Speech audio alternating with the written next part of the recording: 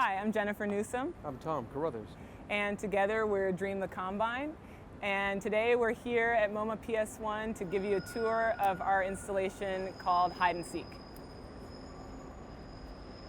The Young Architects program is an annual competition. The Museum of Modern Art and MoMA PS1 contact critics, heads of architecture schools, curators to suggest a short list of architectural firms that might be a good fit for proposing something for the courtyard at PS1. We won this year, which was pretty surreal, I have to say. I think I did a happy dance. I may have jumped up and down.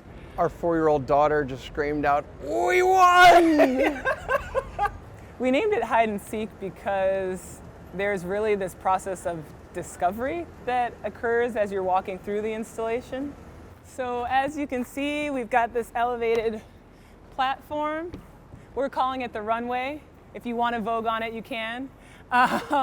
But basically at either end of these architectural sort of features, there are paired mirrors, and each one of these mirrors moves with the wind.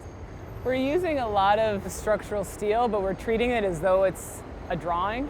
And so with this kind of infinite line that extends off into the distance, it's almost like a single point perspective drawing where the kind of center of that drawing is wandering. So it's a little disorienting at times, and it also starts to throw the space around in really kind of unpredictable ways. But it's also a sort of invitation for you to come and actually manipulate the environment of the courtyard. And there's also a bit of kind of call and response, because sometimes you might have someone who's pushing on the back of the mirror, but it's changing the environment on the front side. So there's a kind of conversation there that's happening with the architecture as well. And I think for us, it's less about the kind of material properties of the mirror, but more about this kind of illusory environment that's within the depth of the image of a mirror. Your eye doesn't really differentiate between depth in 2 dimensions versus depth in 3 dimensions past a certain distance. So when you look at the mirror and the depth in the reflection, your body, your eye thinks that it's actually kind of real. These elements are here to allow people to bring their histories of movement with them, but also hopefully to inspire other types of uses as well and interactions between people.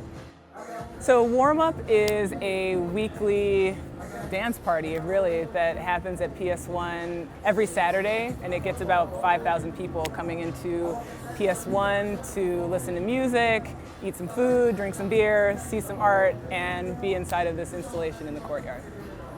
We encourage people to come out to actually touch it, manipulate the mirrors, see each other up in the periscopes, kind of run in and out of the building. It's supposed to be playful. So in the main courtyard, we've got this big runway platform, and then in the smaller courtyard, there's a large hammock for lounging and relaxing. So we're going to show you that now. When my daughter first came here, this is what she wanted to show me. She discovered it, this hammock that I had been sweating about and making it and designing with you. This side courtyard we nicknamed in the sanctuary in our competition phase. I think is an idea of counterpoint to some of the more active program and dancing that we expect to happen out here during warm-up. But I think that this space also has its own kind of energy and excitement to it. There's actually really no elegant way to get into this hammock, so my favorite way to do it is I flip back like this. The competition brief asks for seating, shading, and water, and so we basically arrayed that in layers, kind of in sections. So, different kind of seating areas, so the hammock being one, the runway another, and then in the small courtyard there's a little seat in that little baby courtyard. Then there's canopy fabric overhead, and then in the 2 upper trusses there's a kind of misting system that sort of goes on and off at different times of day. So if you turn around, you can see a tree where one is not supposed to be. And the tree functions as a kind of veil.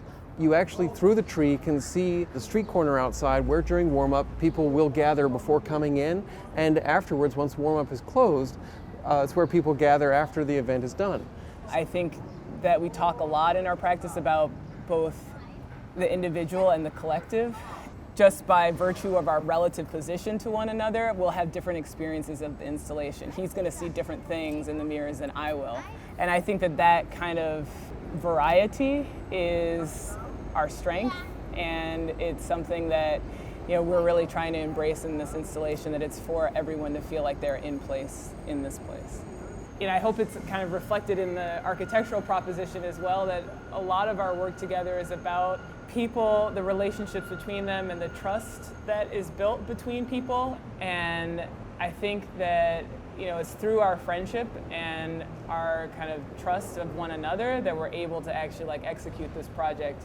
So we hope you enjoyed a tour of Hide and Seek. It'll be up through Labor Day weekend at PS1, and we hope you come and check it out.